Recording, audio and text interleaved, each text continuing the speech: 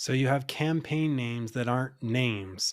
Most of the time, this happens because you have numbers and because what you have is a campaign ID field that's auto populating inside a UTM campaign field.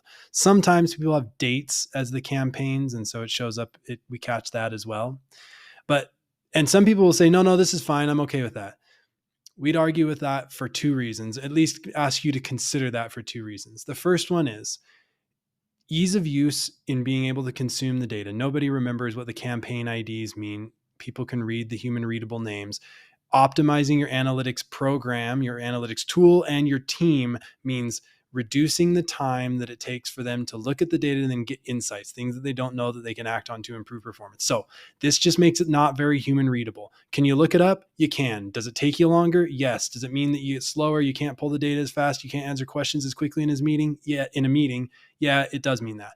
The second consideration is, there's a way to store the campaign ID. What we ought to do is just store the campaign ID in the campaign ID field. That can be done. And if you do this consistently, one of the problems that people have is when they do this inconsistently. Google Ads has the campaign names, Facebook has the campaign IDs in the UTM campaign field, which turns out to be the campaign field in GA4. When you do that, it means that you have a harder job later. Everybody wants to do this job. The job is to be able to take the cost data in from the various platforms, apply an attribution model, and then determine what the cost per conversion or engagement or return is across channels, considering the interaction between them.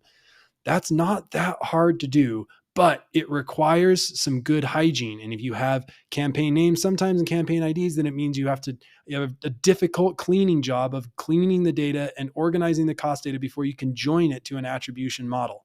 So that's the main reason is it's going to cause you pain when you want to actually go to do that job. Now, doing that job means getting your data into BigQuery, getting the performance data from web analytics, the cost data from your ads platforms, and then joining it together and building a visualization in Looker Studio or another BI tool.